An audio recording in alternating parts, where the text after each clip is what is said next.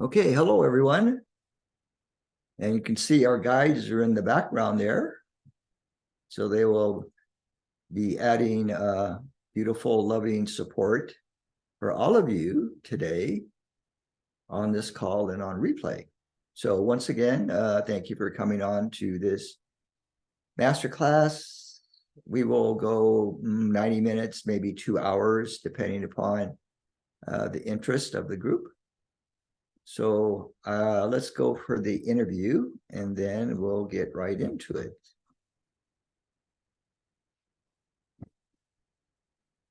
Okay, this is another free masterclass on moving through the earth changes and the great awakening.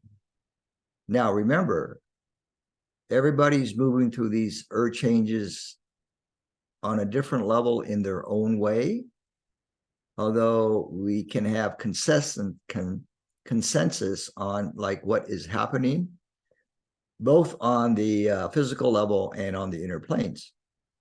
But basically, we're moving through this awakening and shift on our own level.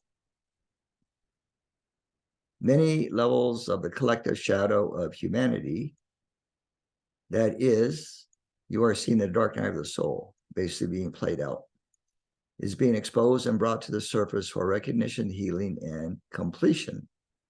So those star seeds and indigos that are you guys that are awakening will need to remember your innate gifts and psychic skills in order to navigate through the swamp without being consumed by the collective anxiety, fear, and stress that is permeating the collective fourth dimensional astral plane.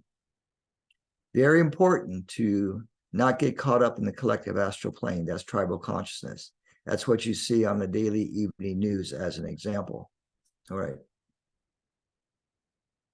So as always, we create sacred and supportive space to share and connect with one another. So all of us together are co-creating sacred space, supportive space, which is very important in these times of change.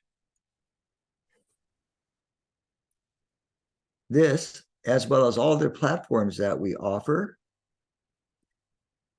is an opportunity to share healing and begin to own our empowerment as a light server, as a light weaver, and a lover of humanity. Many are needing consoling and emotional and psychic support, energetic support in these challenging times. So these get-togethers are opportunities for all of us to remember who we are, why we are here, and how we are serving the world. These gatherings are also an opportunity to help channel and anchor more divine light and love onto the Christ grid, into the planetary system of chakras, meridians, and nadis, and to support the elementals, those beautiful nature spirits and devas that are continuing 24/7 to provide planetary, how shall we say, creative expressions, I suppose you could say, that are being expressed through our beautiful Gaia and into the fifth dimension and beyond. So remember, these elementals, these devas, they are responsible for all the light that you physically see here on the planet. And it is always in good measure to give gratitude and thanks daily to these devas for their tireless work in maintaining beautiful flowers and trees and oceans and rivers and rocks that we all enjoy. And as always, we encourage you to bring a friend, and you can now invite your ancestors and pets to attend. Remember, activations are organic and evergreen. Ancestors and past pets, cats. Oop. Somebody needs to mute themselves, please. Okay, are evergreen and last into eternity, that is forever. And the more you listen, the more you receive, and the more you receive, the better you become. Okay, chat box is now open again.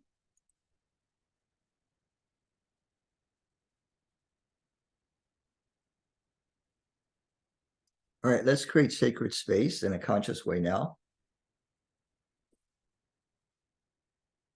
Okay, so let's relax the body by taking long and deep breaths. Slow, long, and deep into the belly, then rise the chi all the way up through the diaphragm, all the way up into the forehead, into your ajna center, stimulating your pineal and pituitary glands. And as you exhale, begin to let go of all energies that are not yours that you may have accumulated in this lifetime. Slow and deep exhale as well. A full exhale, letting go of all of the prana, of the energy in your belly.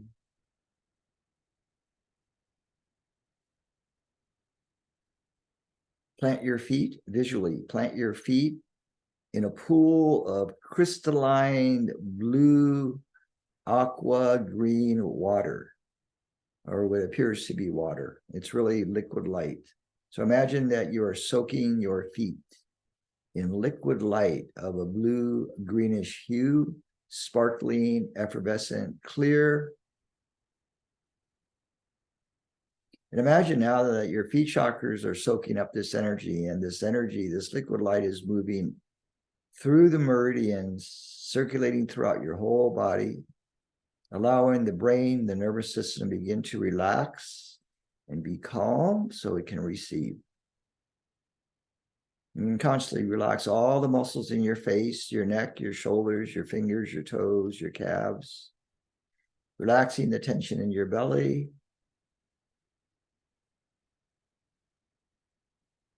Now, if you want, you can place your palms on your laps, facing upwards, and touch your thumb and index fingers together, forming a circle. And then you may also, at some point, after we do this breathing protocol, to touch the tip of your tongue to the roof of the mouth.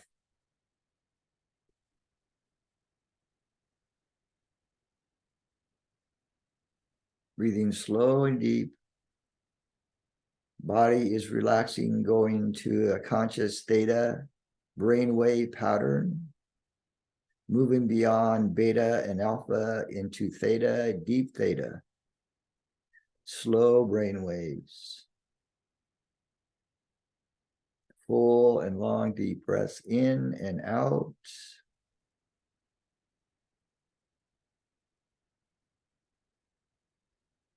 Now ask your guardian angels to stand behind you in a sense.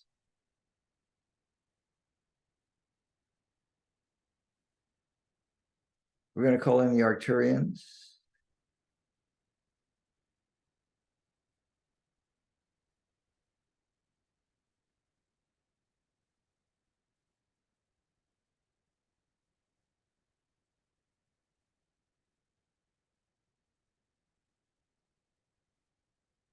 Kind of calling the energies of the great central sun, prime creator energies, high frequency new earth vibrations, magnetic vibrations that are also going to enter through your feet into your electromagnetic field.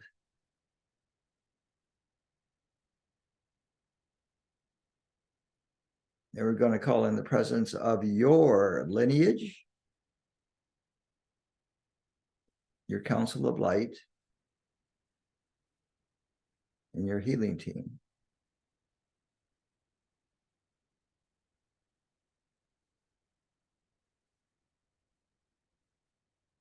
Now, you may call forth from the archangels that are everywhere in creation, and there are many, many archangels. You may call upon them now to help support and co-create sacred space around your body, around your home, in your neighborhood, your county, your city, your state, your province.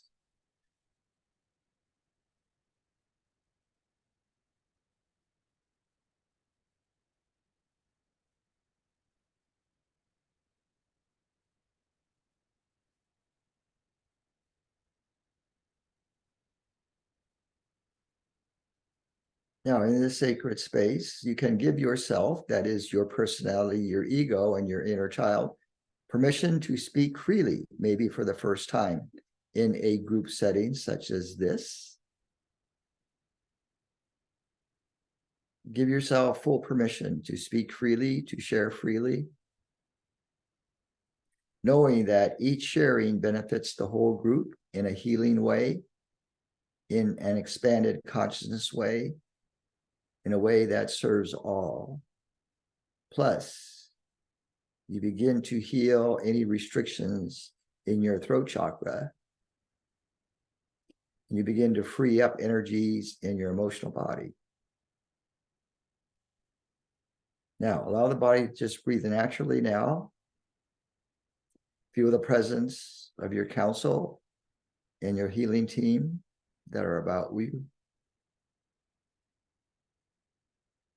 Feel very anchored and grounded with the highest frequencies of New Earth. And keeping your crown chakra open, staying connected with the solar vibrations from the great central sun and the heart of creation. Opening up the heart chakra, igniting the threefold flame in your sacred heart. Allowing your spirit to speak freely through the heart.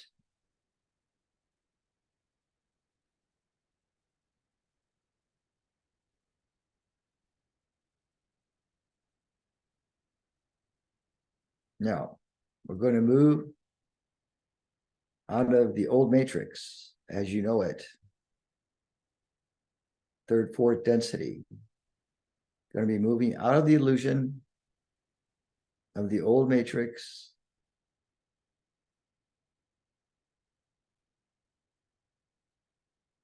and transcending all levels of distraction and begin to move awareness into the upper room, or what we would call the quantum space, the still point, moving away from the effects of the atmosphere of the earth and gravity, and beginning to align in a more conscious way with you, the divine spirit, you as divine creator manifested in form. Now invoke from this place of oneness that the love of God surround you,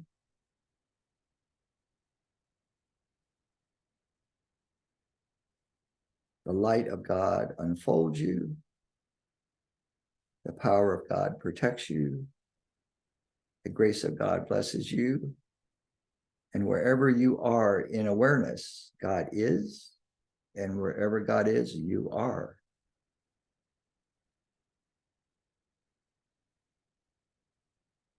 God is, God is, God is.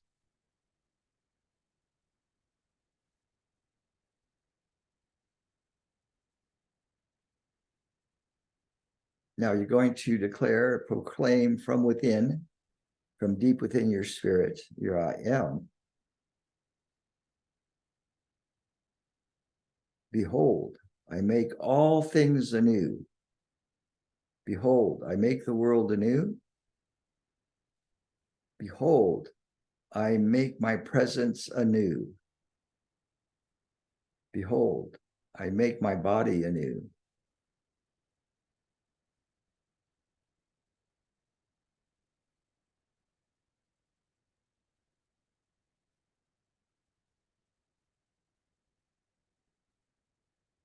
I have come, I have come, I have come. I am free, I am free, I am free.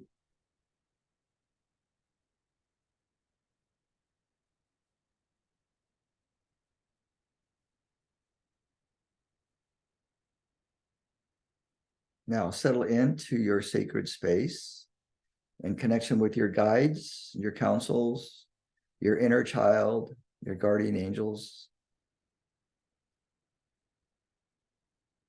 with the Arcturians.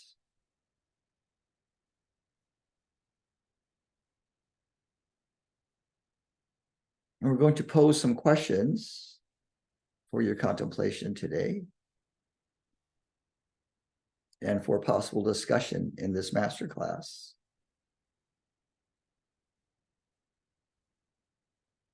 So here are the questions. And allow a response from deep within.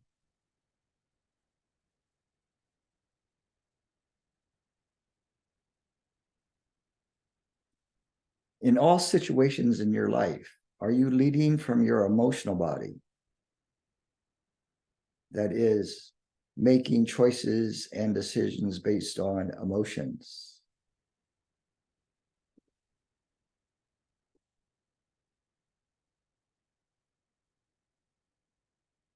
Let this question go deep into your history, all the way back to babyhood.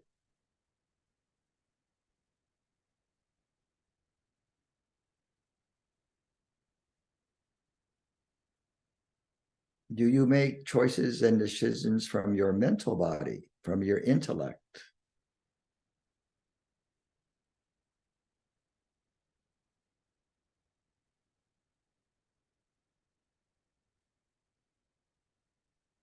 They go very deep.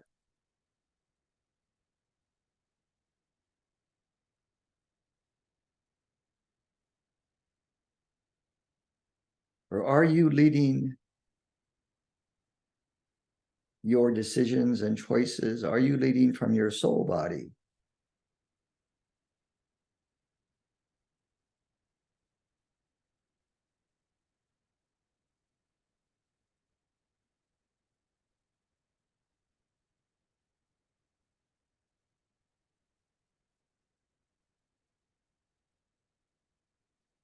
And now, if you were to take a look at your circle of coworkers and friends, clients, students, your fans, basically your circle of acquaintances,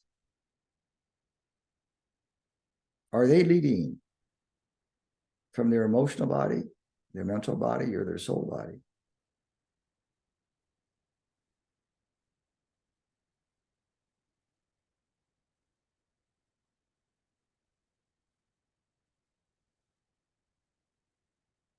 And if you look upon the world stage, you can ask, is humanity leading from their emotional body right now versus their mental body versus their soul body?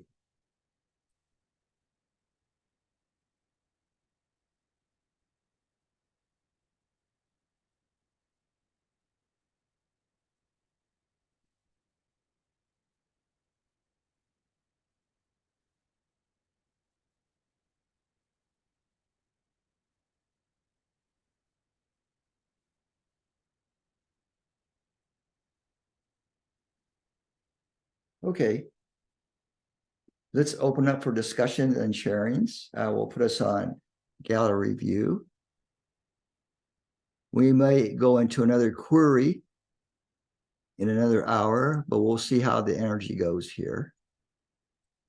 Okay, so I will put, let's see what happened here. Okay.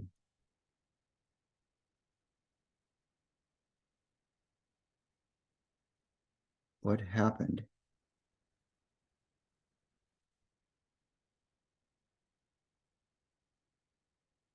My view just all of a sudden changed here and I can't seem to get back on gallery view. So let's see. Oh, up here. Okay. All right, we're on gallery view now. Got that figured out. Okay, so some of you came on late in the middle of creating sacred space. So welcome to the call. All right. Anybody like to share, ask questions, receive some insights? It's very open-ended, these master classes. So just unmute yourself or raise your hand.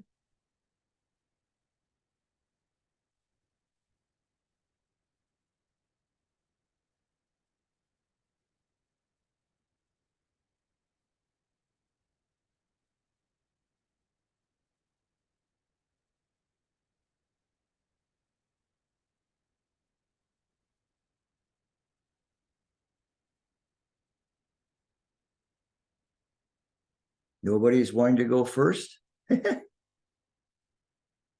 do we have? A silent group tonight.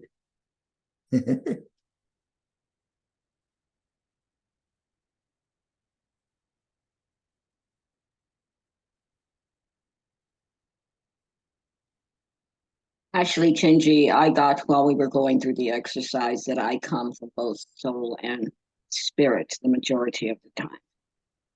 Excellent. Excellent. Thank you for sharing that, Pam, in Hawaii.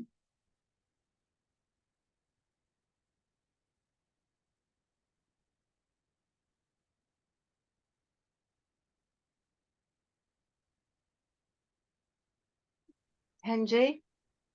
Yes, Jules. Yeah, hi. Can you just maybe clarify for me? So I feel like I kind of bounce around between all of those, Yes. and it feels what's the word I got before I came on the call actually was discernment, and I am struggling with that at the moment because my mental faculty comes into play. And that puts a different light on things, especially if I'm dealing with old friends and people that I thought were close to me or got me, and then realize, of course, that there's all these barriers between us. And then I start feeling bad because I feel like I should fix all of that. And then other times I feel totally claircognizant on my decisions. I think I'm still learning to put up boundaries where I never had any in the past. And I'm finding that quite a struggle with people because it means just letting a lot of things go and letting people go. And I'm just wondering how to discern better for myself when it's okay to let someone go. And then I start berating myself for doing that, you know. It's that bouncing around between all three. And when I get the claircognizance come in, I feel really strong in myself. It's just the other things come in and take me completely backwards, it feels. I mean, I guess is that just part of me trying to get to a place where I coming from my soul only and that place, or do I need to somehow integrate or work with the mental and emotional in a better way, if that makes sense? Very complex, but very good question. So from my perspective, in the evolution of us, or the ascension process, as we call it, so generally we're conditioned to lead with our emotional bodies with most things in our life. And if you look at your early life, like from toddlerhood to, say, age 21 or 22, around there, probably made a lot of decisions based on your emotions and how you felt about things. Mm. Now, later in life, we're conditioned to move away from that in some ways and lead with our mental body.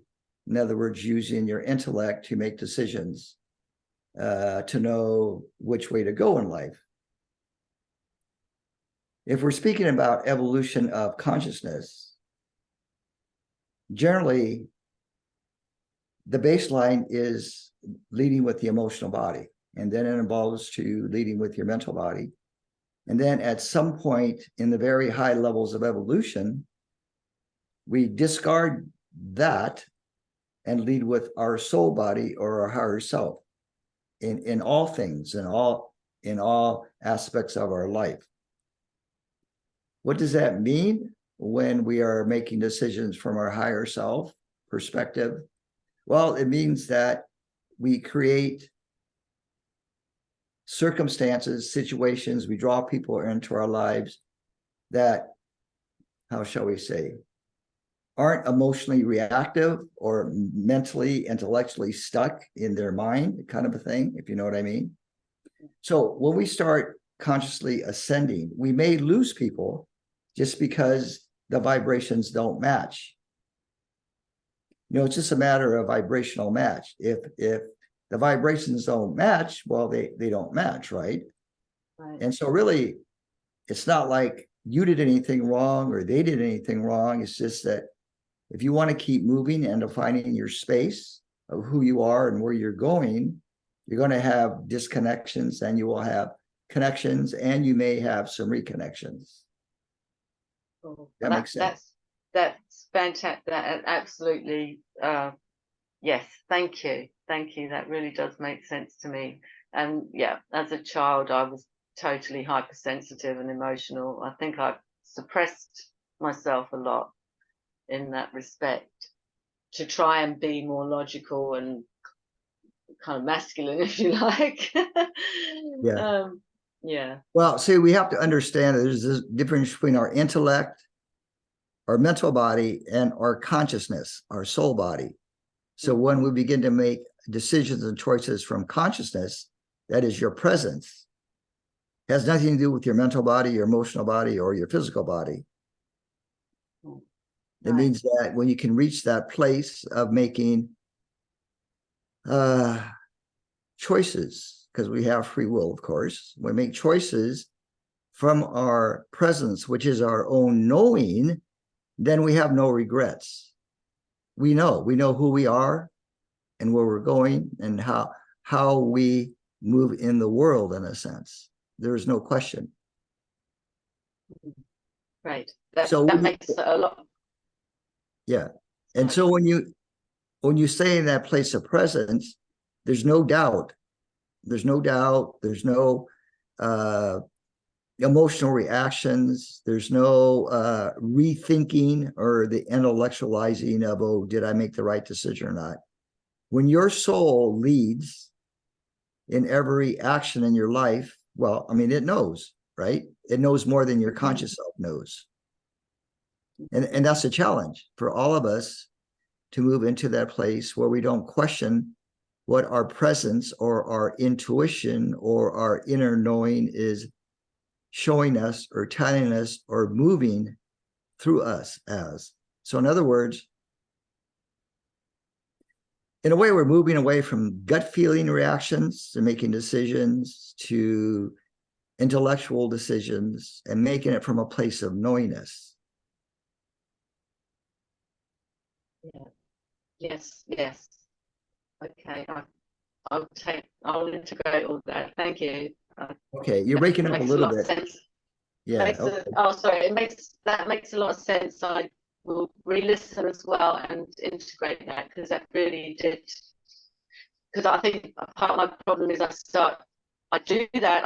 I come from my presence in certain situations and then totally doubt myself or go back towards feeling, oh, sorry, my computer's gone.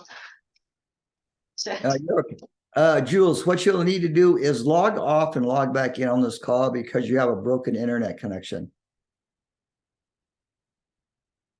And then I'm going to mute you. Yeah, so log off and then come back in again. That's very good. I mean, if you look at your life, look at those times where you made a rash emotional decision and then regretted it. Or if you spent 5 years in intellectualizing your next step, and then at the end of 5 years, you finally make a conscious action decision, and did it pay off? You know, when you do all this mental thinking, it really makes you tired. And I think, oh, here's something. Contemplate this. The people that have ADHD or ADD might in part be because on some level, they have had a hard time in making decisions and choices, which means staying focused again, right? That's just a thought that popped in for your contemplation for those that you know that have that pattern.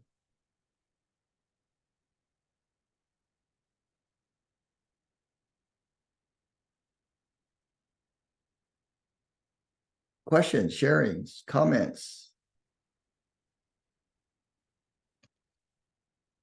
It's unfortunate that there's no manual really that shows us how to get from 3D to 5D successfully, but everything that Jules is saying is it's just all part of the process. Like the higher up I go, the less patience I have for those who are not willing to be awake, or at least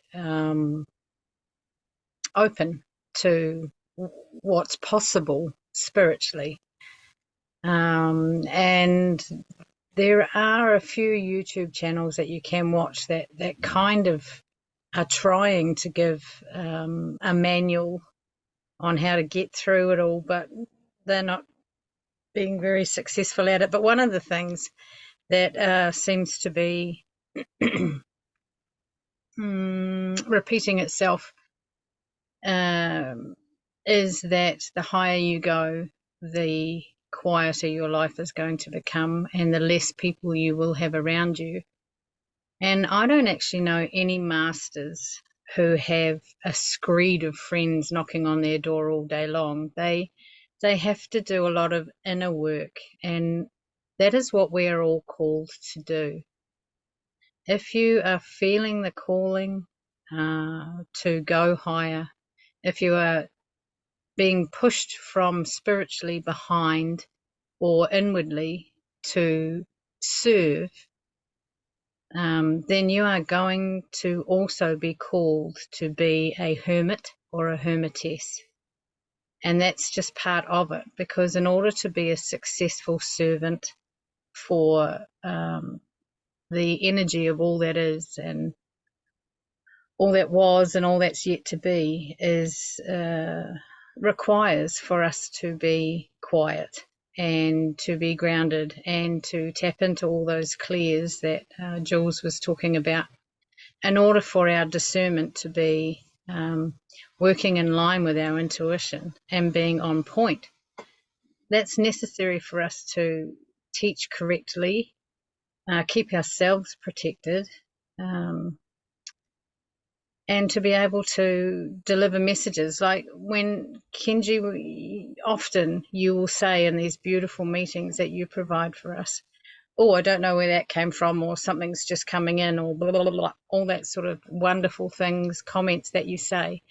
And they are testimony of someone who is very fast becoming a master and is able to use your intuition and your clears to be able to tap into what is being downloaded to you directly from ancestors, guides, Palladians, Octorians, whomever is wishing to speak to you at the time.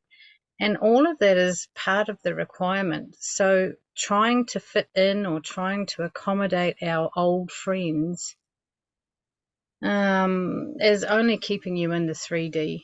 And so I hope Jules has jumped back on and able to hear that if you're really wanting to ascend, you can't take them with you. You have to leave them behind. Thank you, Kenji.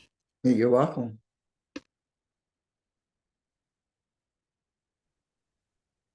Now, there is some truth in the more sensitive you become, the less you want to go out into the world. But look at it this way. If we're here to serve, and if we take our presence with us when we have to do our errands, our grocery shopping, get gas, etc., okay, that's like, in a way, you're kind of in a teaching space, but not like on a Zoom call, but you're doing it in other ways. So yes, there's time to hermit, but it's also necessary because our bodies need what? The social connections, I guess, for a lack of a better term. We need to be with people. And so what you can do in your meditations is call out to your tribe to start connecting with you so that you can begin to find people of like mind that you can gather with, and have like spiritual gatherings, have a drum circle, have a night out in town, whatever it might be. But you don't want to isolate your body to the point of where it feels lonely, to where it is needing companionship. Because the human part of us, that's this part of that nature, our humanness, is to want to be connected with other beings or other bodies. Now, you can also set it up in the dream time to do this as well, to connect up with your tribe in the dream time and have experiences where you are connecting on that other level, in which case it may actually also manifest in a physical way as well.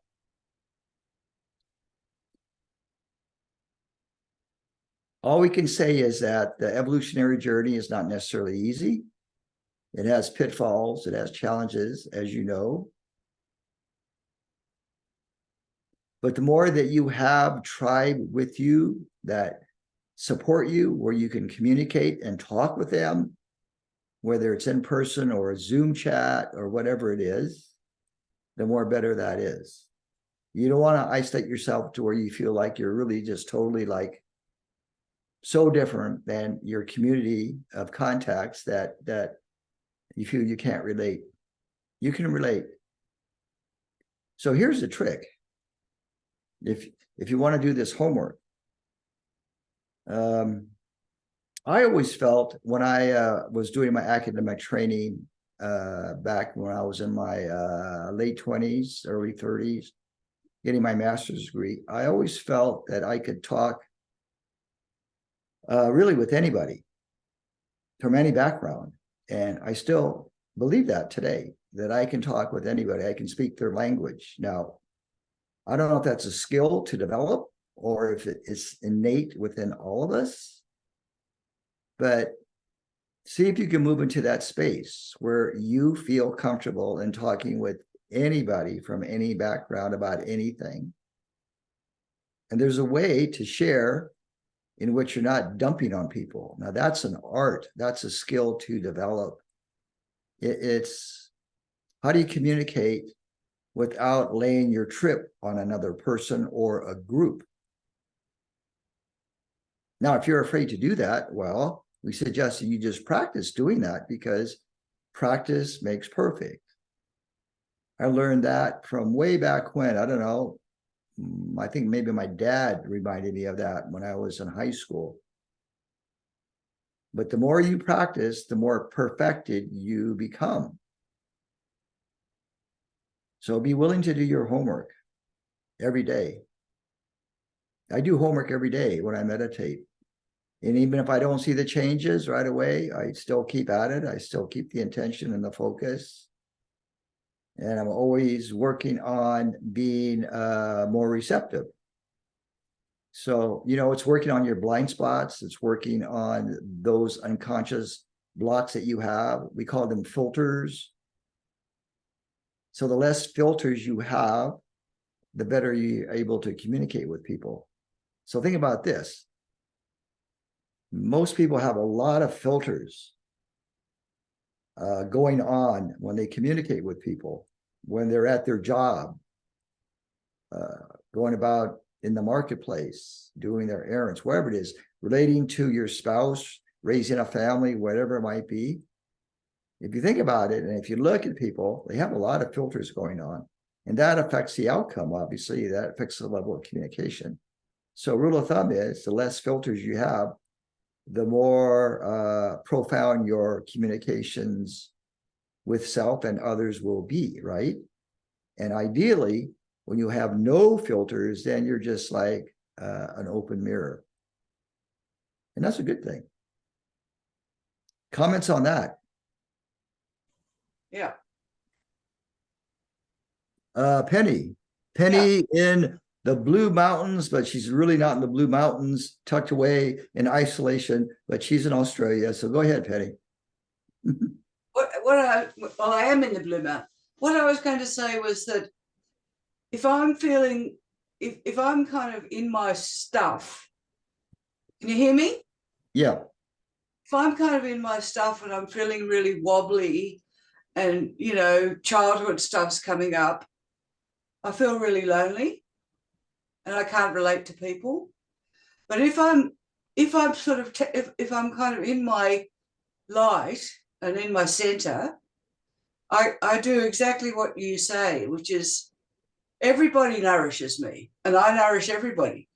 You know, I go to a community lunch for people my age, and you know, it's lovely. It's just so nourishing, and the same thing. And then you talk to someone in the supermarket, and you know exactly what you're saying. That when you're kind of in that space, and then I don't feel lonely, even though I haven't talked to somebody who thinks the way I do, but I've still had that exchange of human life force, you know? Yeah. Yeah. I think where we get stuck, I think where light workers get stuck, that this is good, Penny, that you mentioned this, because this is popping in right now.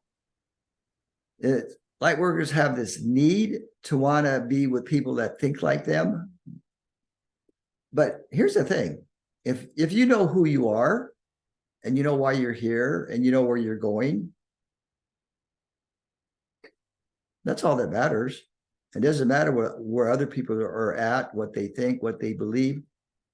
I think we got conditioned early on in culture, religion, church, schooling, right?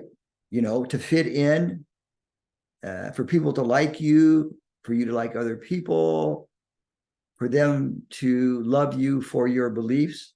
How many wars have we started and are in because of beliefs, right? So if we look at it from that perspective, then okay, that level makes no sense at all, even on a high conscious level. Think about beliefs. But as you know, Penny, when in your center, your spirit's right there with you. There's no neediness, there's no doubt, there's no whatever, right? You're in the flow, you're having a good time. All right, that's it. So we're not here to actually convince people of anything. But at the same time, if they come to you and ask you, well, of course you're going to offer, right? From your experience, that's from your presence, not from your mental body. If you share with them from your experience, people are going to relate to that more than anything else, more than these highfalutin spiritual sayings, right? Like we are one or whatever. What I've noticed is that if you stay down to earth, as that saying goes, and you carry high vibration and you're down to earth, people respect that, they love that, they want to be with people like that, right? Look at how many light workers you know that are a little bit spacey and not quite connected to their bodies most of the time. Space cases, we used to call them in the 70s and 80s, space cases. You have other people that are so in their bodies that that's all they know. They don't know anything else outside of their body experience. So you know people like that, of course, right? And then you have people that kind of flip between, but they're flipping to where like they're not grounded and centered in a sense, right? They flip back and forth and they change their minds and they can't make a decision and all of that. Penny? Yep. Yep. I flip. Like I've still got lots of stuff coming up about, you know, being socially phobic and, you know, my childhood stuff about around people and stuff. But if I take that on and I go, okay, this is the next one, work it through, and then I have a period where I'm really just what you say, in the flow. And I just get, yesterday, I'll just quickly tell you, I was in the queue at the supermarket and there was this young fellow who looked like, you know, he might have been a drug addict, or he was just really, he was quite thin, but he smiled at me. And then he couldn't, I felt really sad about it actually, because I feel like that he is an angel. Yeah. But he didn't have enough money to pay for his groceries. And I said, oh, look, don't worry, you know, I said, look, I'll pay for you, it's okay. And he was just going, oh, you're an angel, like this, right? And then, I don't know why, for some reason, he walked off. So I paid for his, it was only like $12 or something like that. I paid for his grocery, you know, that the last bit, put them in the bag. I really hope he came back to get it. But I should have put a note on it saying, "You're an angel too." Mm, Because I realized afterwards he was this amazing being who'd come down here, and he couldn't believe how dark and cruel it was. yes. You know, I just, in my meditation last night, I just felt who he was. And I Mhm. just felt so sad for him. You know, I wish I'd put a note on his thing saying, "You're an angel too, remember that," you know. Yeah, those poor kids. Yeah. They've come to help, like me. They've come to help, and they just can't, when they get here, they just can't believe it, that any place could be so dark and cruel as this world is, you know. Anyway. Yeah. I agree. I agree. That's why a lot of them have lost their way right now through drugs and whatnot, social media and everything else, as you know. Yeah. So we've got kind of a lost generation going on here, the Gen Z generation. So the 20-something generation. Yeah. But Penny, he's going to remember that experience for a long time. Well, I hope he does, Yeah. because it was $12. Yeah. You know, that it was nothing for me. Yes. Acts Anyway. of kindness. Yes.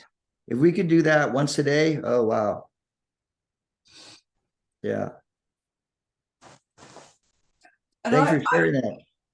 I feel like, you know, my health's not great at the moment.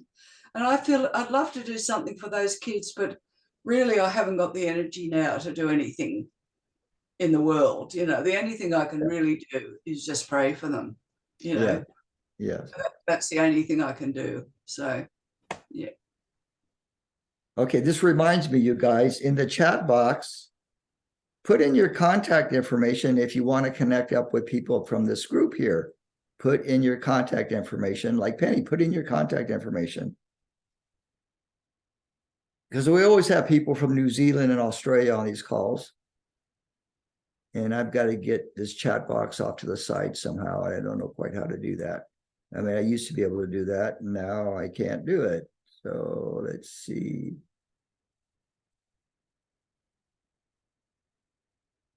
It's right in the middle of my screen.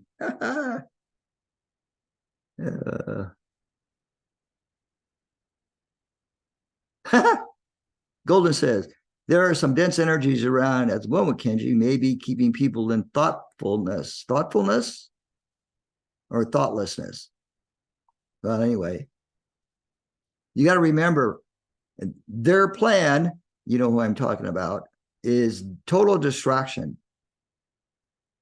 So any of those people that are in distraction that you feel you can help, give them a simple message, stay focused, don't be distracted, whatever comes to you to do. Because here's the funny thing. So these new kids, I mean, these souls that have come in, yeah, angelic and whatnot, very, very sensitive and overwhelmed at the moment at what's going on, especially right now, what's going on. I mean, who would have thought that they were going to be born into a war? Who would have thought, right? Well, even my generation, we came in after the war, and who would have thought we'd see more wars? But anyway, what was my point? They don't know we're here. So maybe what we could do in our own ways when we meditate is to call out to that generation, the younger generation, hey, we're here. There is support for you. Stay focused, stay tuned in, and you'll be guided. You will have guidance. I mean, whatever you can do, you know, in your prayers, that will make a difference for this generation or anybody that's a little bit lost and don't know what to believe. So right now, as you know, what is very obvious is here's the question: who and what do I believe? What is really true? You've got so many different opinions about everything. Who do you believe? Well, it's not so much who or what to believe, but it's like, how do you feel about all this? What is your spirit telling you? So that's what we've got to stay focused on, right? Is what is our high self, our Amakua, telling us every day about what is true. So when you get down to it, you're not going to believe in somebody else's truth. You're going to believe in what you know innately that is true. And that will set you free. That will set you free. Somebody write that down. That's the title for a book. Okay. Who else like to share? And this stupid chat box is right in the middle of my screen. So I think I'm going to close it out for the moment because it's a little bit annoying here. Let me see. Close it out here. Okay. I disappeared the chat, but you can post in it. Okay. Thank you, Penny. That was good sharing. Anybody new like to share? Be brave. Bonnie. I got my Okay. I just put a link in the chat because I'm really wrapped up in the works of CARE, which stands for Center for Amity and Restoration of Birth.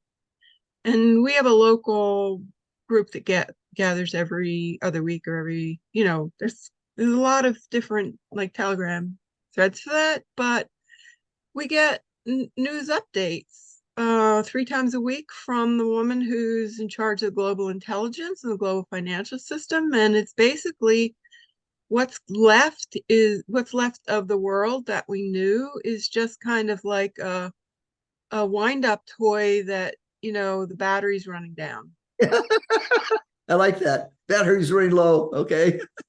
So anyway, there are opportunities to create your own news stories, as well as interact with Kim herself. Her name is Kimberly Gogan. You can So put find information. You can put that in the chat box if you don't mind. it is. I already did. Okay, great. It's just unitednetwork.news. Okay. And then you can find out about it because, there's a subscription. But I really feel grateful for it because it is a unifying,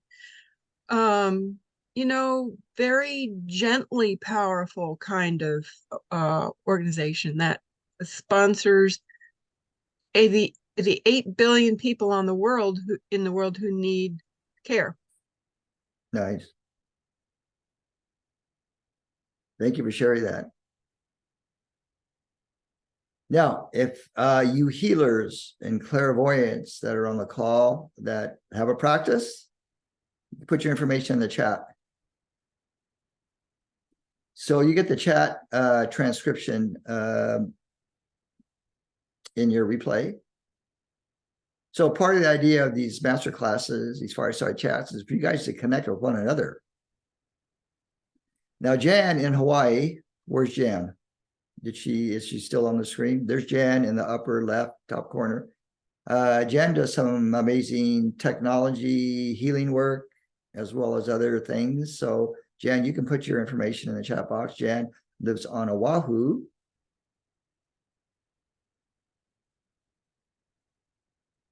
Penny does her Reiki healings and her prayers. If you need a prayer or a long distance Reiki session,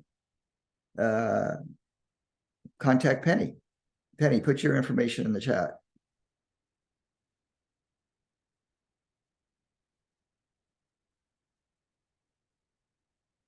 Is anybody really stuck tonight with anything? You can raise your hand or unmute yourself.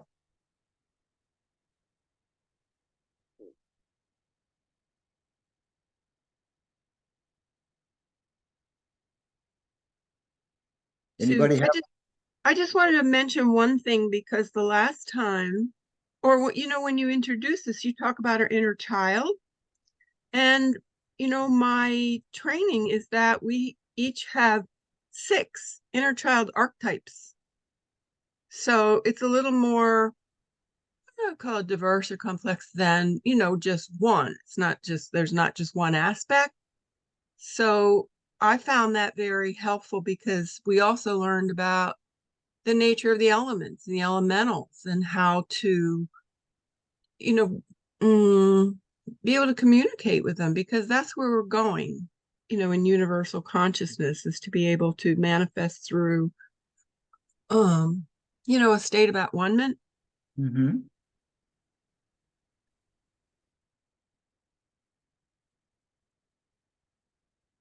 Yeah, thank you for that.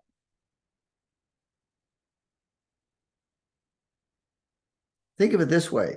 So as a little kid growing up, if you had trauma or you had disconnection from your parents or whatever you want to call it, difficulties, and if you were to categorize it, like I felt really wounded, okay, so that would be like your wounded inner child. That would be one aspect. So that could be clarifying for you to know that. If you grew up always sabotaging yourself, almost getting to this point of success, but then doing something where everything just fell apart at the last moment and things didn't get done and you failed, okay, that could be like a saboteur aspect of your inner child. But whatever you've had difficulties with, if they haven't been healed, that can be reflected if it started in early childhood as an early childhood trauma. But just think of it this way. Your inner child, if you start to connect up with your inner child, like your inner child was your best friend, but maybe having a rough day today, bad hair day, communicating with your inner child can be very profound. Whenever we've done inner child work in the trainings and in session work, everybody's always done it. There has never been a client or a student that could not tune in and get answers or clarification. So really, if you are wanting clarification on some issue in your life that developed in early childhood, ask your inner child. Okay, what's the stuck point, little one? Where are you stuck? Where are you hurting? And they will tell you. And then you have to trust what they tell you and then act upon it. See, part of our problem as sensitive folks is that oftentimes we don't follow through on the intuitions that we get. Maybe it's either self-doubt or maybe I'll do it tomorrow. You put it off, procrastination, that kind of thing, being lazy, basically. But we have to learn how to act upon immediately, if it calls for it, our intuition and go for it. So in other words, it's time to come out of the closet. Time to come out of the closet. I have one thing to say. Yes. About intuition, because that, when we can basically muscle test from our body, that's how I learned it. Like we ask our body a question and then you can calibrate it in different ways. You can ask yes or no, you can do a 1 to 10 or whatever it is, and just kind of get the feeling inside what the right point is for a response. So you get a yes or no or a percentage, that kind of thing. The only trouble with that is that we can get a lot of interference that's not conscious. So it takes a little effort to get, I would say, neutral or stabilized, free of outer influences, so that our readings are, true and accurate from source to our, energy body. Mm-hmm. I learned something from this pendulum person way back in the day. Can't remember, but he would muscle test to see if he was clear, because he said there were times of the day when you're going to have disturbance and it won't be clear. And I don't know exactly how he did it, but I thought, well, that's interesting. So he does like a pre-check to see if all the lines are clear so he can do his pendulum work. But whatever works for you guys, right? Whatever works for you. Now, Dr. Karen always has stuff to say about everything. So if she wants to come on and share 3 minutes, you can unmute yourself. 3 minutes. Okay. We got the timer on. I'm watching the timer. I was actually just going to be quiet today to listen. Kenji, I tell you, you are just so freaking spot on. It's crazy because it's like we get on these calls. It's not like we set this up beforehand and spoke. And you are pretty much answering to all the questions that came throughout the day today for me. So thank you for that. And thank you for being so in tune. And thank you for being like the proof that this stuff works. um, comedy team. The comedy team is definitely here tonight. So I was trying to formulate a question that would be relevant for the group. Some of the things that came up today, much of it was in trying to console a friend of mine going through a very difficult time. Some of it with her teenage daughter, because they're really coming from there. I was picking up on an inner child thing that was it was sort of mirroring each other, where it was the same energy to me, but it was being treated by mom and the child in polar directions, in opposite directions. So I was trying to just offer some advice on the overall picture. That was one thing. So it's interesting. You've answered a lot through without me even saying anything or asking a question. But the other thing that came up, and it's come up in several different areas today, it's this idea of we as light workers in general, or anybody that's looking to ascend, because it was showing up in the conversation initially today with my friend, and it's about taking care of the self. Because a lot of times I've seen it a lot with healers and whatnot, or even nurses or doctors or whatever, even with parents or mothers that want to take care of their children too much, that sometimes the healing process or trying to take care of somebody else is kind of a distraction from taking care of yourself, which should be primary. And there's this idea of feeling selfish if you take care of yourself. So I would ask if you have comments around that I think that's what I'm getting collectively. And I definitely have issues around that too. Like, I have to reel it in and remember, to take a look at myself before I go and give advice to other people. And that bounces off of just getting clear enough to be making comments to other people and taking that responsibly, taking action to be responsible about that voice. So, and I think you represent all of that. So I was just sitting back, just listening. So thank you. Yeah, you did pretty good. A little bit over 3 minutes, but that's pretty good Sorry. for you. Next time you'll be right on time. You're improving every class. Thank you. Yeah, and you get into these Zoom calls, and I'd ask Karen, to share. She would go on for like 12 minutes, 15 minutes. Then everybody's, oh yeah, okay. So we've got to retrain her to reduce her sharing time. So it's taken a few years, but she's making improvements.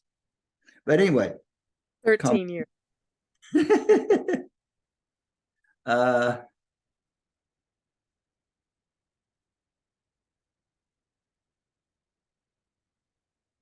Okay, so let's put it how like the comedy team usually puts it for women, mothers, wives. You've been conditioned, and this is obvious, right? You just have to acknowledge it. This is obvious conditioning that you got from your parents, from your grandparents, from the church, from schooling early on, that you are to take care of everybody else but yourself. And you bought it. You bought that conditioning. Not knowing necessarily that we'd be in these times today, and that, yes, it's good to care for other people. So you have to, this is a boundary issue again, or a boundary challenge of how much do I care and give for others versus myself? Because there's an old saying, right? You can only give what you've got energetically. So if you're running on fumes energetically and you continue to give and give and give to your family or other people or your work, you'll collapse at some point, right? Now, some people have a nervous breakdown, goes to that extreme. But ladies, all women here on the call and on replay, that's a programmed thing that you can change if you want. This whole thing of caring for the world rather than caring for yourself, taking care of everybody else but you. You come last, right? You know that old saying. Now, I don't know if it's taught so much today with these new parents. But here's the thing. When we erase or delete all these old programs, all these old files, you're going to feel so free. So the thing that probably makes you tired is running on these old programs that you really don't know that you're running on. So look at closing these timelines. So this is another way to put it, collapsing these timelines that are very old, that are not relevant for you to do anymore. You don't have to save the world. You don't have to save your family.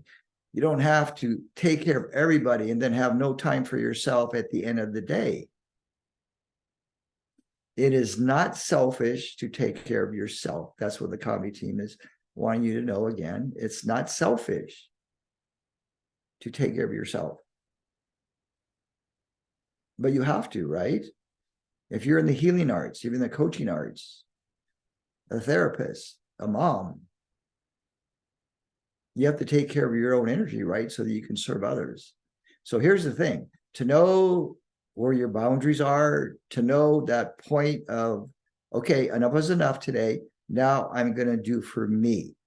I'm going to spend time in meditation. I'm going to go out for a walk. I'm going to go to the beach.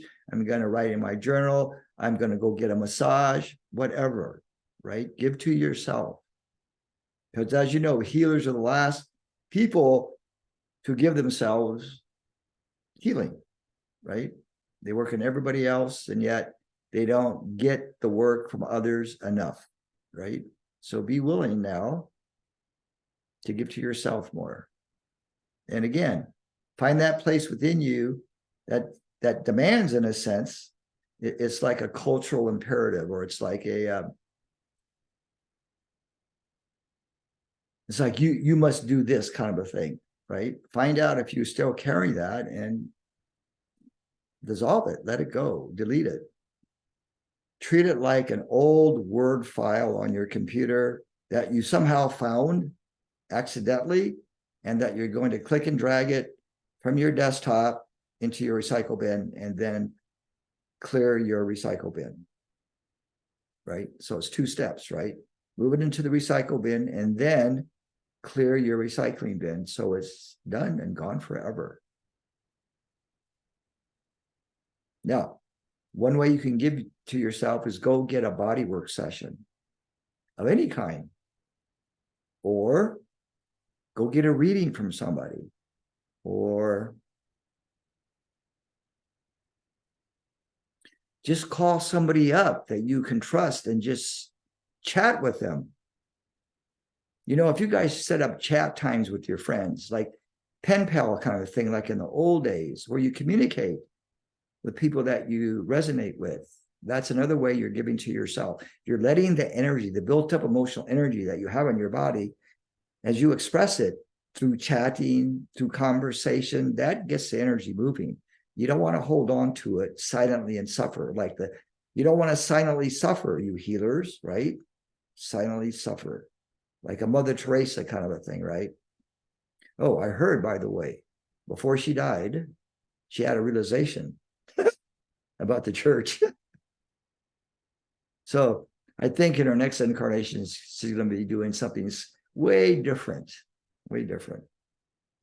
But I'm happy that she had this realization about the church. Okay, who else like to share?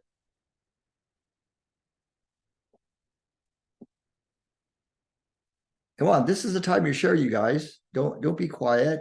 I want to say something. This is Carol in Florida. Wait a minute. You're at the beach. How come you're at the beach and we're in our homes? I'm pretending. I'm using my imagination. I hope you can use yours and join me here at the beach. The weather's fine and the water's Yeah. beautiful. Let's all Wow. go for a swim. Yeah. All right. You know, there was a show, let's see, how did it go? The Laugh-In. I think it was called The Laugh-In, and there was Yeah. a Good News Week was part of it. I think that, you know, it's Good News Weeks, da da da da da. Anyway, so I wanted to share some good news because here in Florida, we were having some debates in the Congress people, where the builders and developers wanted to develop the agricultural reserve area here, where, you know, we have beautiful plants and animals living. And so enough of us got together and spread the word, and we said no, and they did not get to develop the area. So we're all like celebrating here in Florida that we can make a difference if enough of Yeah. us like take action and speak up for what's important and good. And the other thing I wanted to share was what's been coming to me lately. It's kind of interesting. I don't know, maybe other people have ideas about this, is there really a difference between a student and a teacher and a healer and the person who's being healed? Like I've been getting that there's a presence that's really doing it, and that we're just like the players on the stage. And like I did like a little work with a friend who needed a healing. She reached out and I said, yeah, that's important to be there for each other, you know, with your friends. And so I went to be with her, and I was like, it came to me like, we're both the teacher and we're both the healer and we're both the students. And I was like, there's only one presence that's doing it. And it was just like the personality dissolved. And with that became this glorious experience. And it was the inner child that did the work, because it was just like magic. It's like, okay, so I'm going to touch this tree because it's so beautiful and it's so powerful and it wants to be a part of this. And things like that, where this limb of this tree is speaking to me to share with you about your limb that needs healing. And it was just like, I don't know. So I'm having fun with this idea, but it seems to be pressing other people's buttons that want to feel that they're the one who's in power and the other one isn't. So I wanted a little feedback on that idea. No, well, you're right on. It's the present that does it and everything. Yeah. So with those people, well, okay, see you later. And if they come back around, or they come back around, if they don't, they don't. But yeah. See, the healers have to get over this issue. Well, like, here's the thing. In the ancient teachings, the Ascended Master teachings, one thing that always has stuck in my mind, and it has to do with the path of initiation, and some of us are on the path of initiation, which is not an easy path.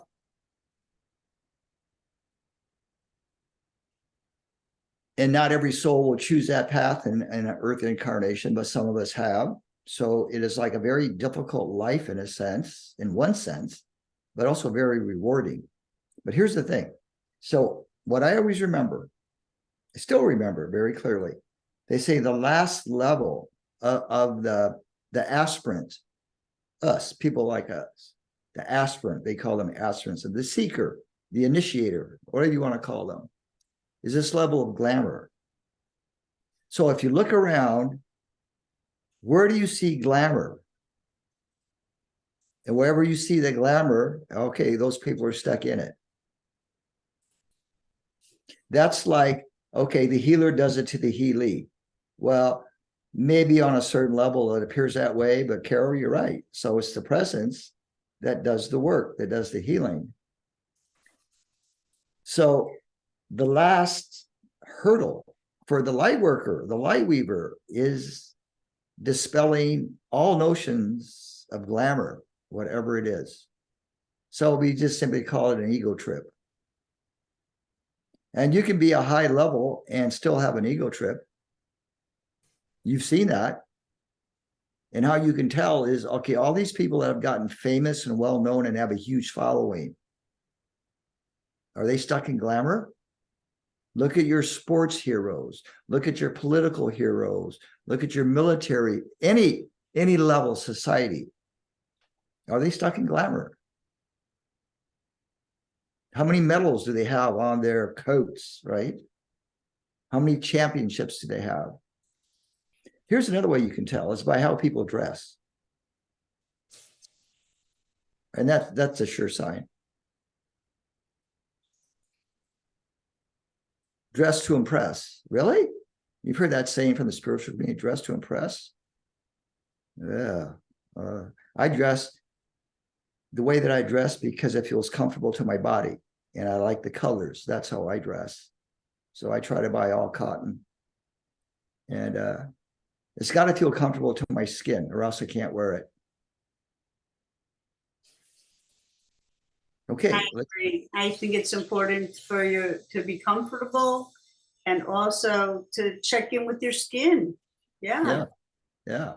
That's a saying for somebody's book. Check into your skin. Okay, Carol from the beach. Thank you. Thank you. So Carol, sorry, Kenji, can I just chime in here? Chime in. Chime in. Oahu, Hawaii, want to chime in? Yes. Okay, you can chime in. So, oh my God, I lost my train of thought now. But I think this conversation is really interesting. I think it all what that gal brought up at first, because I also got, before we came on the call, discernment, right? Yeah. So whatever information that you receive, you know, even on this call, right? Discern whether or not it's right for you, or whether or not you resonate with it. Yeah. Right. See, And- we used to do that as little kids, if you just think back, right? But then we were told no by Yeah. adults, and then so we shut down. So now you got to open up those places where you shut down as a little kid. When they said no to you, when you knew, hey, wait a minute, I didn't do anything wrong. Why do I got to go to my room? Oh boy. Right. Yeah.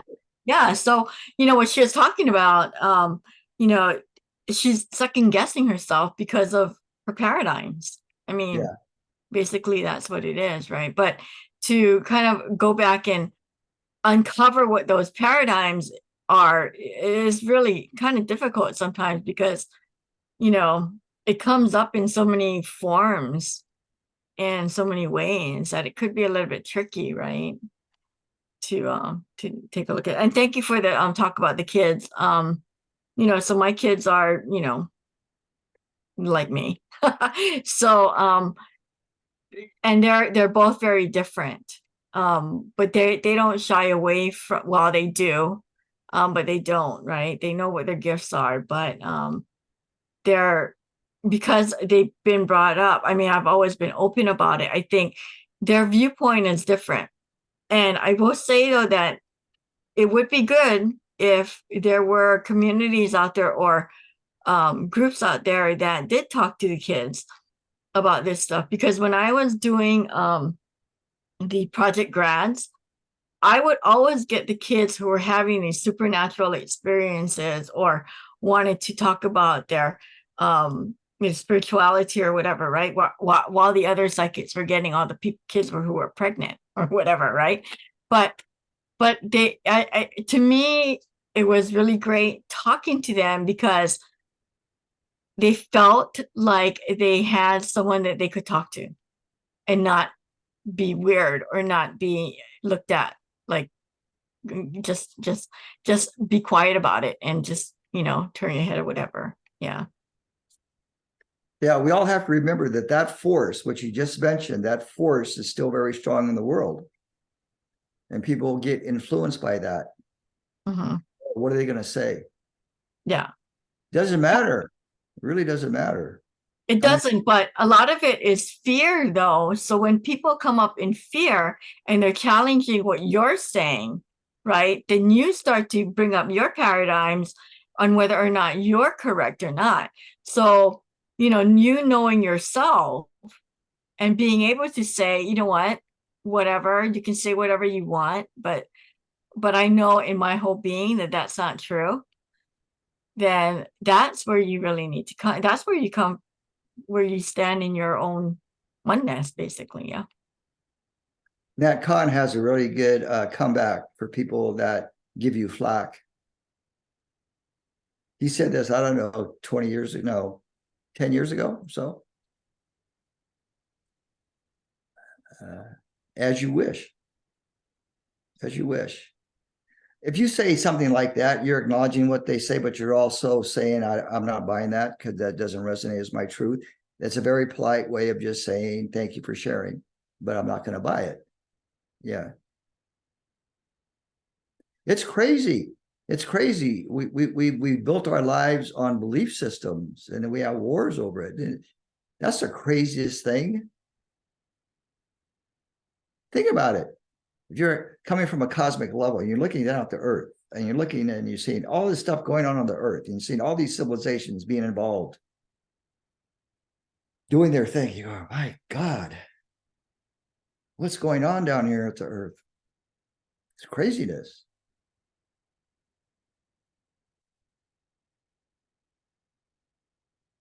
So here's a suggestion. So when you're sharing with someone, you could preface everything by IMO, in my opinion, which is not really your opinion. It's like what you believe, but you can do as a IMO. That's kind of like a safety valve thing, right? So IMO, and you can share that. So what you're sharing is, well, it's, in my opinion, here's what's happening, or here's how it is. And you're not asking other people to believe you. You're just sharing, maybe really your, how should I say, your purpose is to not convince anybody of anything, but it's just to share who you are in this world. With the idea in the background that you're going to attract to you people of like mind. They're going to be of that ilk, in a sense. They're going to have that same perspective. Now, the Course in Miracles is very good for people that are waking up and are wanting to understand. What I remember from that book, and I went through it 3.5 times, saved my life back in the day. I actually felt a presence. Whenever I open up the book, it would be like before I go to bed, and I would feel this presence, and the energy would knock me out. It would not. I would fall asleep reading the Course in Miracles. I would like get to a page and a half, and then I was like really dozing off, head nodding and everything. But I could feel the presence. What was my point? Lost my point. Whatever it was. Anyway. Who else like to share? Thank you, Jan, for sharing.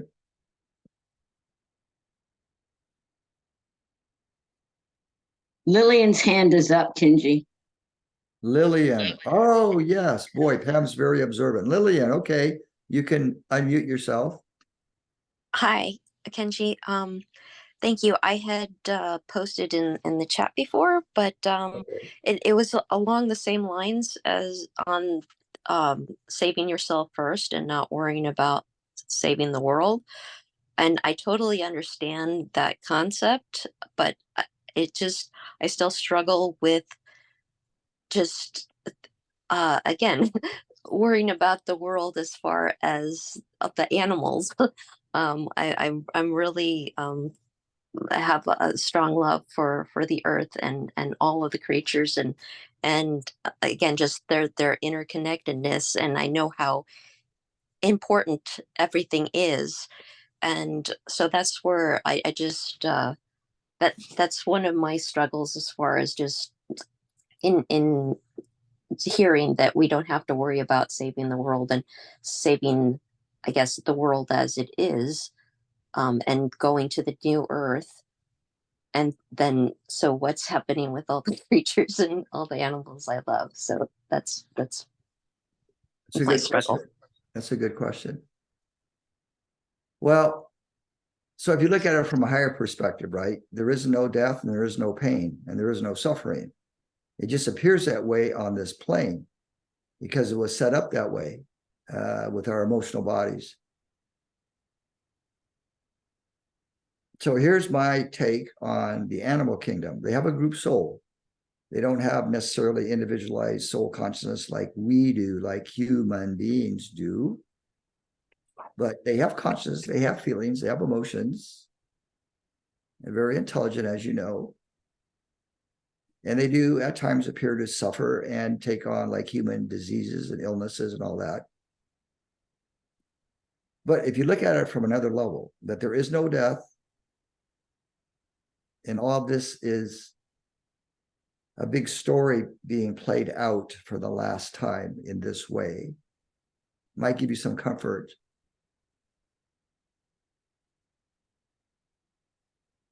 Now there's more. So here's my take on the new earth. It may not be how like people might envision the new earth to be, heaven on earth and all that stuff. But we have the power to create our reality on this plane aside from the collective fourth dimension, which is being played out in mass right now. The collective fourth dimension, that's the astral plane. That's being played out to the fullest, right? So we don't have to be a part of that. We can still be on this physical earth, creating our reality in a way that's different than what we've known. And the more people that do that, the more we're going to see communities, we're going to see inventions, we're going to see all these things slowly beginning to appear. It's been said that we have technology to heal everything in our bodies right now and to unpollute everything that's on the planet, but it's not being allowed on the planet because humankind does not have enough consciousness and understanding to implement it, I guess. Well, that could be true. And the reason why UFOs aren't making their landings and doing divine intervention is because in mass, the people aren't ready yet.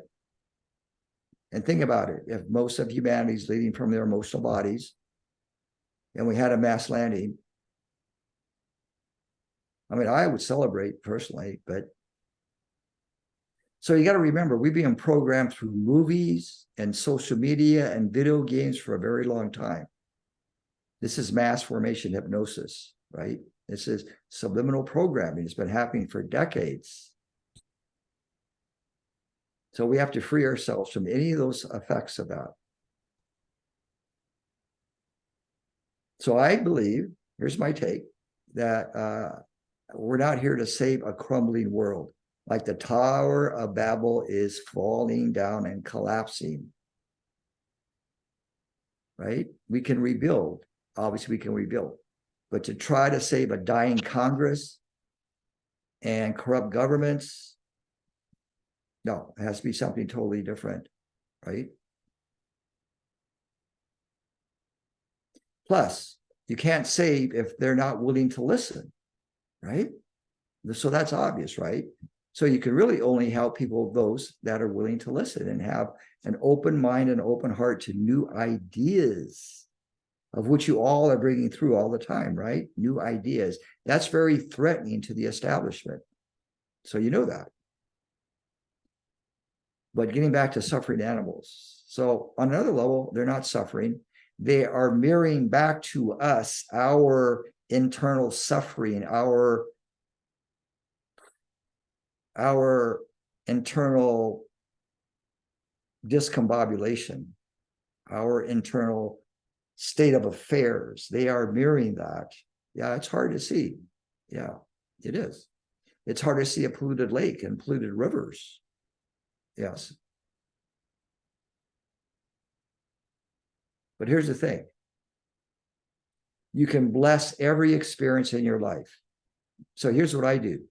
Anytime I'm dealing with water, or I'm drinking it, I'm bathing it, I'm using water, watering my plants, I thank the devas. I thank them I love them. I appreciate them. And I thank them for restructuring and blessing the water, for the health of my body, for my plants, for everything. So if you can get in the habit of being thankful to nature, the water element, the fire element, it's the sun, right? The air, clean air, free of chemtrails, right? Earth, clean soil, beautiful rocks and crystals. So that's one way we can create new earth, is by sharing gratitude all the time. This becomes a habit. This becomes something that you work on. This is not something that they're going to teach you in school. They're never going to teach you the solutions, mainstream media.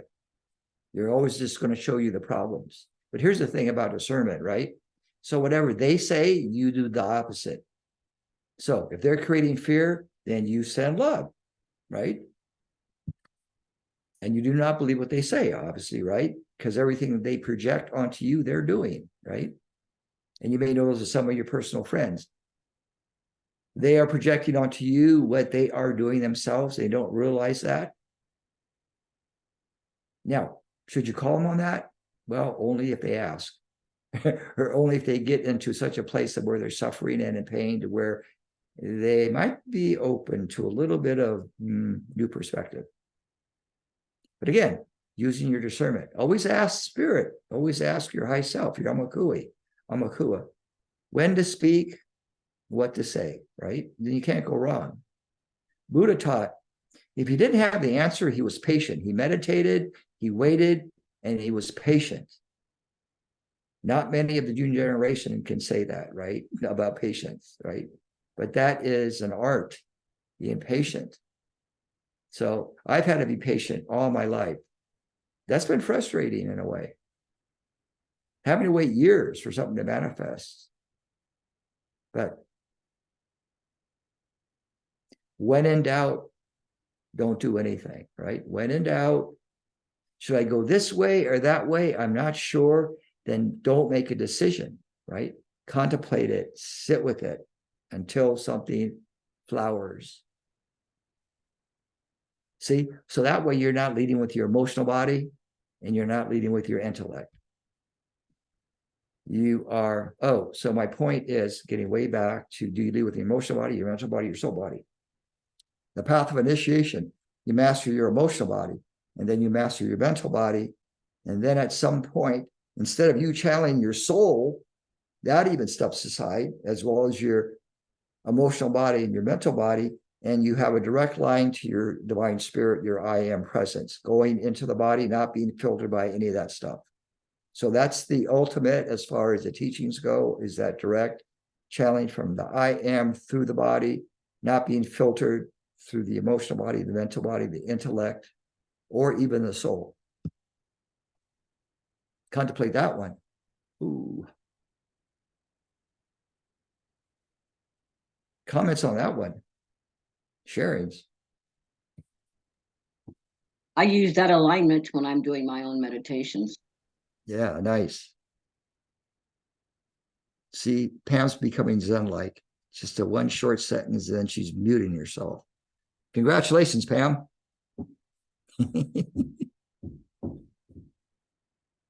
Questions, comments? We'll take one more and then we'll go into a meditation. So whoever's like to speak, now is your time.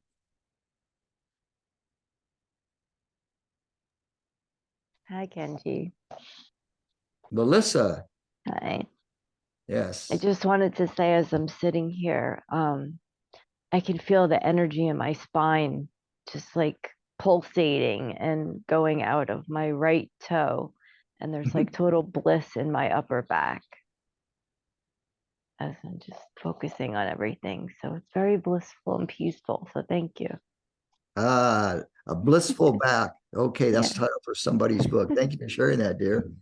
Thanks. Blissful back. No one's ever said that one before. Okay, so I want to put myself on speaker view. Okay, I'm going to let me just quickly check the chat box, and then we'll get into the meditation.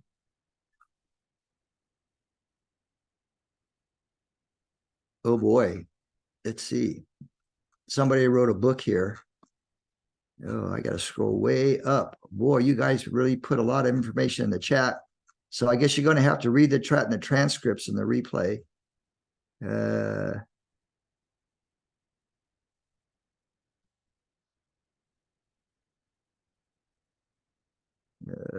Okay, so give me a moment here.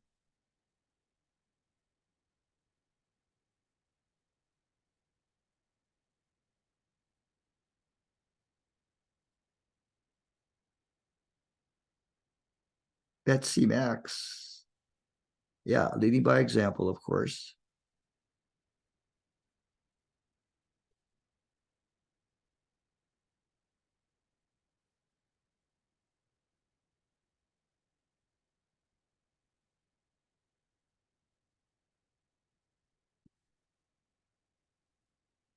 DK, wonderful.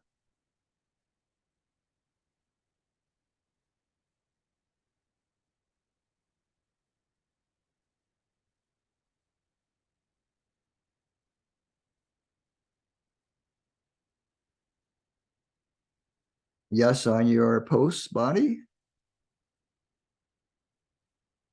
Okay, Pam put in her contact information. Helen put in hers. She's in New Zealand.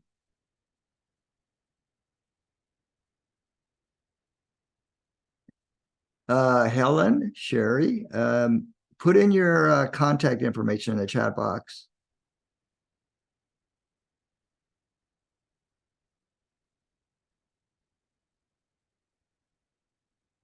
I mean, we do have a list of the signups for each free masterclass, but I don't know if we should send it out to anyone. Better to do it through the chat, because at least you know that's why then. Okay, United Network News is the links on there. And Jan put in her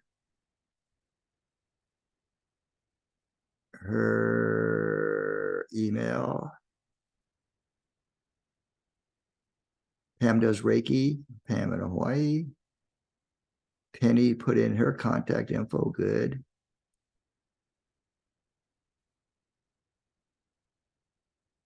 Techno Shaman.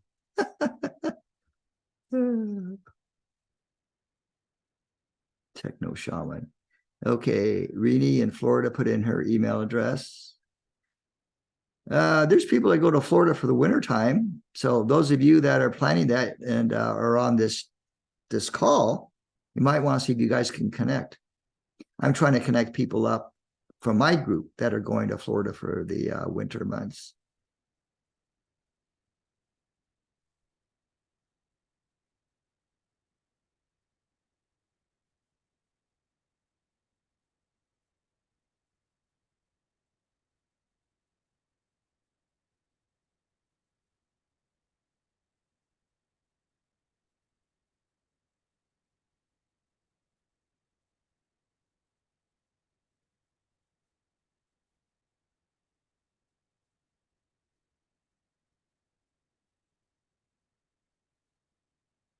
Christina, if you have a craving for ice water, drink it.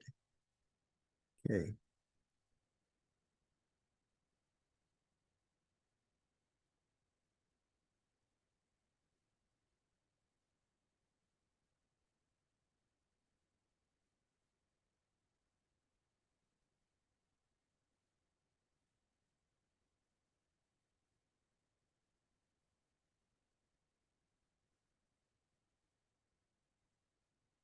That's interesting, Bonnie, that little saying there. Debbie put in her contact info. Don't know where she's from, though.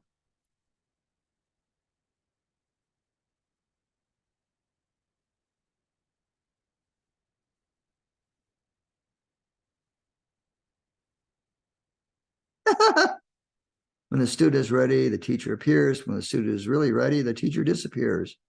Haven't heard that one before, but that's pretty funny. Must be from somebody's comedy team. Yeah, decay. As an educator, professionally trained educator, the definition of to educate is to bring out what is innate in another. That's a true educator. A true healer, by definition,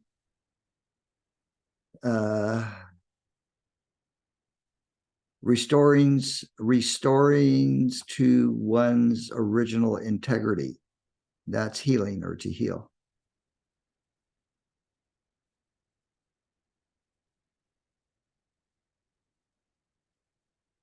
Oh, Swami Beyond Ananda. Yeah, that guy, I always wanted to see him in person. Never did though, but man, that's a funny character, that guy. He is just too, he is so funny.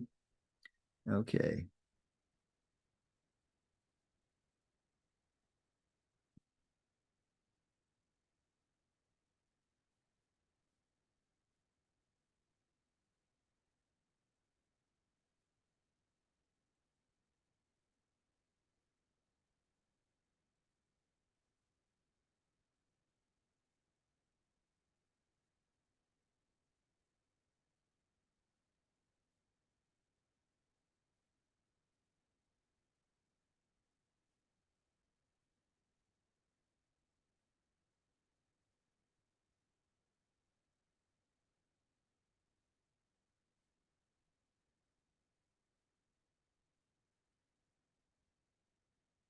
Okay, again, Lillian, the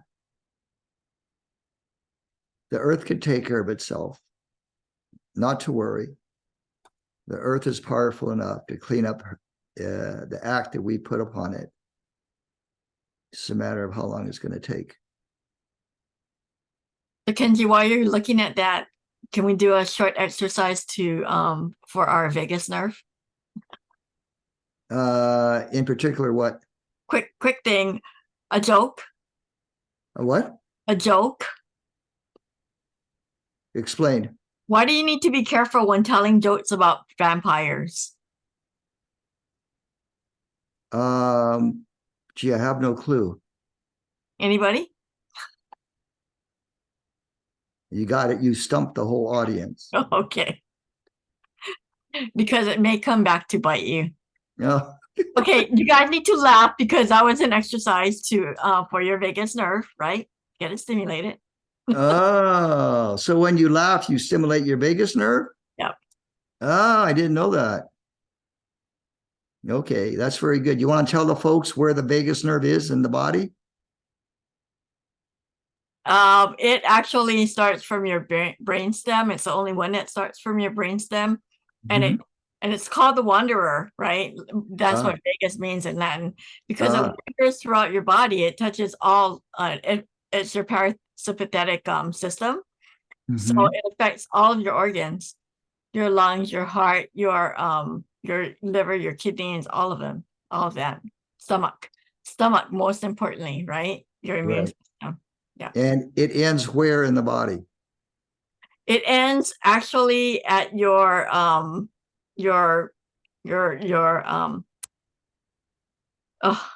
butt. I can't think of it. Really? It goes down that far? It does actually. Okay. You know, when you have that, when you're in a something happens and you know, you're clenching your butt, or you know, that's a flight or flight, and to release and, you know, relax, that's a parasympathetic. Oh, so people that get upset and anxious, they're a tight ass then. Yeah. So you want to activate your parasympathetic nerve. But you know, so for a lot of these people that had talked about you know, are worried about what's happening, like with the kids and or not kids, the animals and things like that, the earth, you know, to take your deep breaths and activate the parasympathetic, or exercise that is, or resetting your parasympathetic nerve. That's really important. Okay, we'll do that then. That's good. Okay, thank you for sharing that. Okay, guys, get set here. I got to put myself back on full view. Wait a minute. Speaker gallery. Okay, I put myself on speaker view. Okay, I'm going to save the chat at the end. So when we end the call, if you want to just quickly put something in the chat, I will wait till pretty much everybody posted, then I'll save the chat. So you have pretty much all the posts. Okay, so let's see. Okay, this will be a spontaneous meditation. Okay, wait a minute. We got to get this.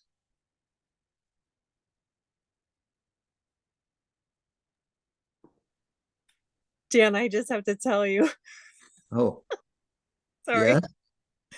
I'm in my computer room, which I'm not normally in here. So my boyfriend is in headphones, not listening to this call. But Okay. when you told the joke, he's like, so they don't suck. Pulls his headphone down. The vampire joke. So I just thought it was funny. So if you can hear him in the background. It was just a comedy team is definitely here this day. It's awesome. So that was good. Thank you. Okay. And I think the word we're looking for today is perennium. Perineum. Perineum. Perineum. Yeah. Yeah, Karen, this is why we got to talk. It's so funny. Oh God, that's funny. Okay, you guys ready? Speaker view. Okay, am I on? Yeah. Okay, we're good. Okay, let's go back to that quantum space we were in at the beginning of this call.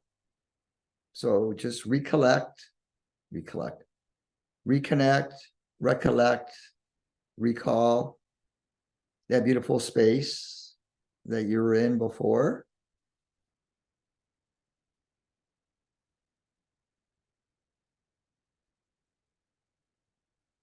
Redefining your space, one of sacredness.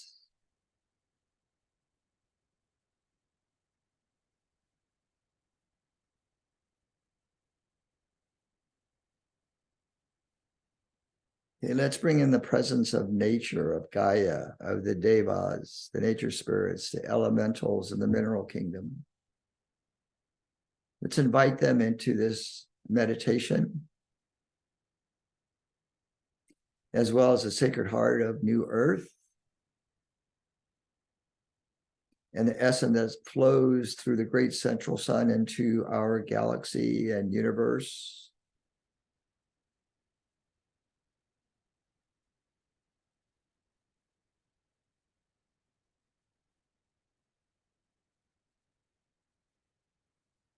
Now, from deep in the oneness, reconnect at a deeper level with your presence.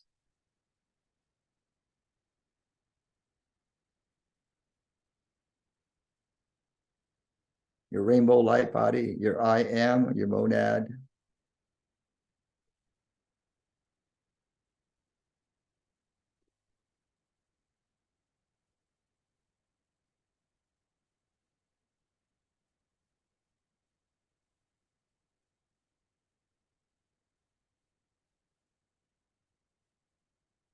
Begin to merge with the new earth within you.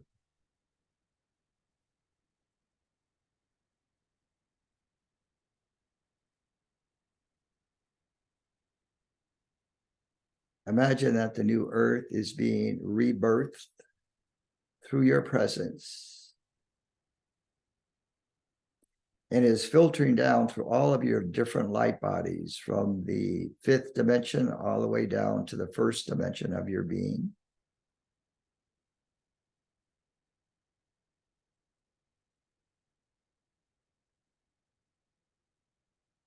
And this new earth awareness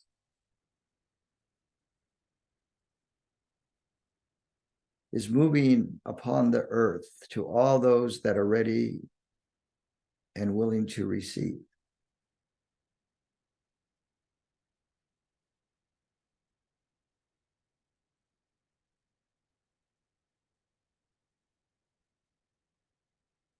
As a frequency, as a vibration that is settling into the atmosphere of the earth that is moving upon the land, into all countries and governments, to all peoples and animals, into the chakra system of the earth,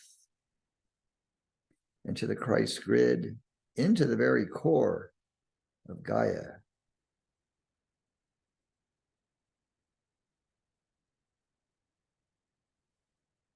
It's like a blanket of love and light that is now embracing the whole of the earth.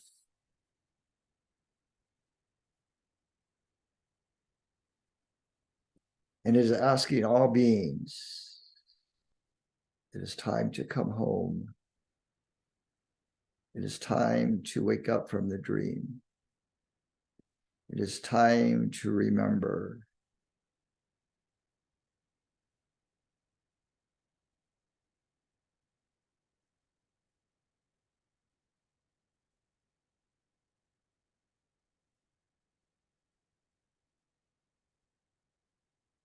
And see this blanket of love permeated into the inner earth civilizations and the Telos, Agartha, Shambhala,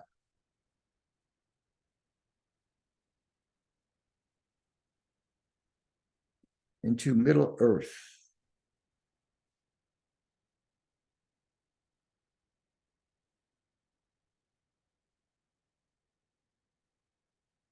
And this blanket of love and light is now expanding out into the atmosphere of the earth and extending out into the solar system and galaxy as waves, as frequencies of beautiful light and love.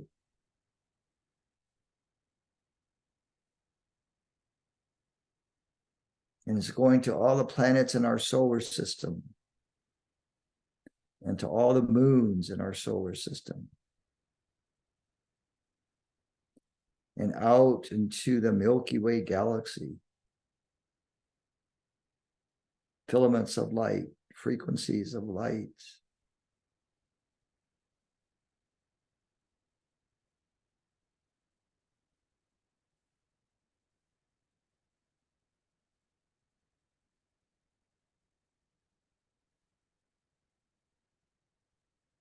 And it's reaching out into our star brothers and sisters.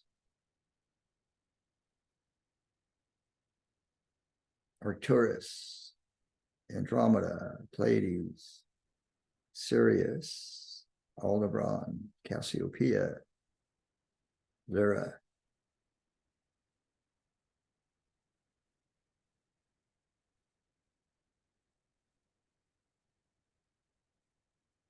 It's going to unfold all those consciousnesses that are ready to receive.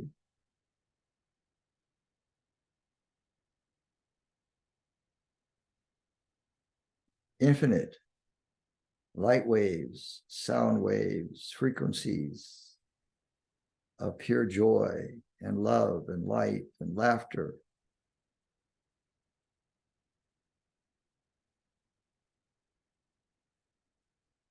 Is also going to extend to the whole of your ancestry, to your ancestors, to all your family members, to all your pets, past, present, and future.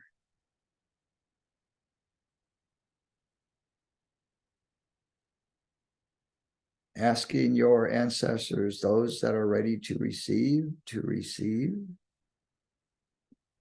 Those of your family members here and on the other side to receive as they are ready to receive.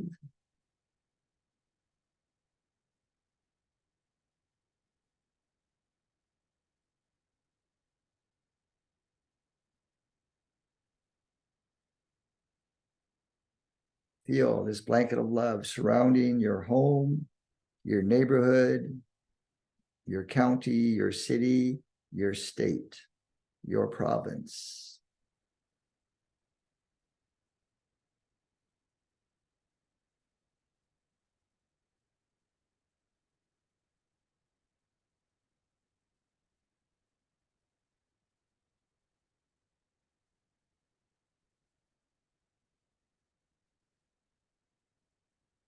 to all the animals in your area, all the creatures of the land and the air in your area,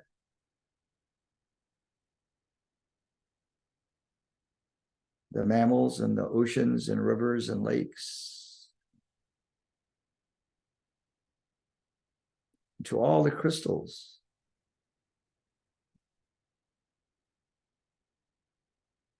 the vortex areas, sacred sites,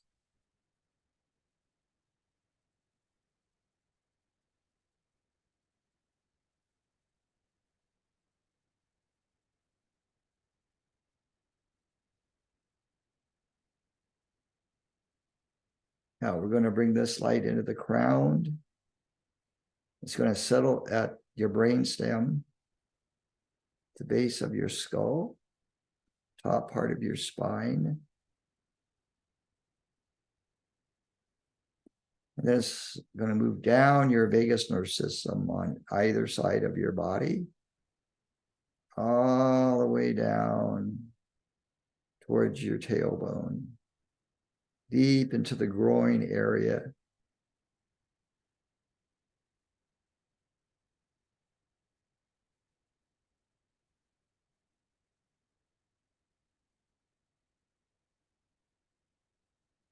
Allow your vagus nerve system to release any and all toxins, chemicals, stress, toxicity, any and all buildup of emotional energies. Allowing your whole vagus nerve system to relax into divine flow. Allowing the chi to reach every and all organs of the body.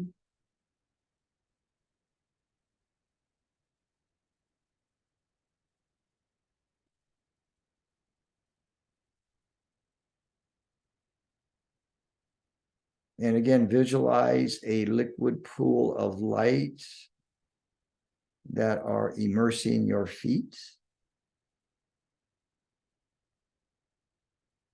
Beautiful liquid blue-green light.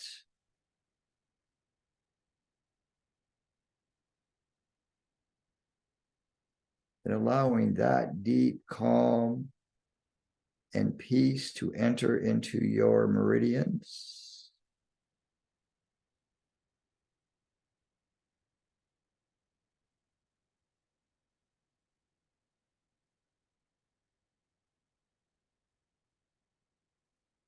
And feel this beautiful frequency now moving through all layers of your aura. Calming, centering, balancing, rejuvenating, recalibrating.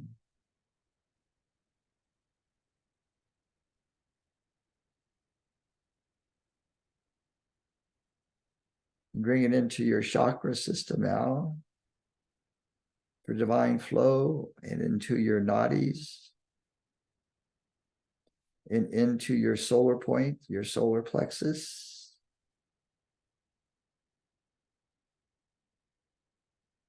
And up into the pineal pituitary cavity, then into the limbic system, then into the frontal cortex, and the base of the skull at the medulla.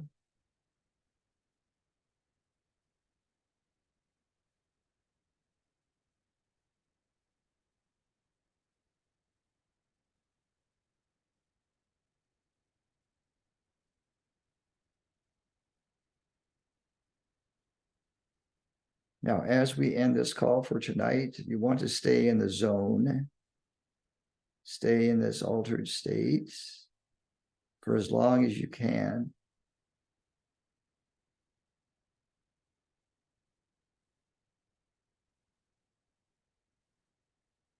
And be open to receiving telepathic communication from your counsel and your guides, from Prime Creator, from your guardian angels, your council of light.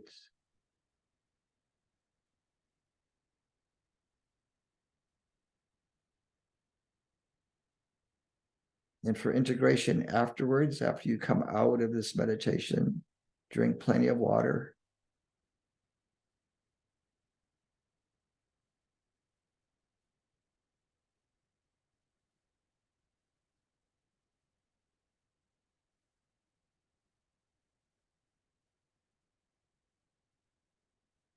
Stay with the flow that is moving through your vagus nerve system.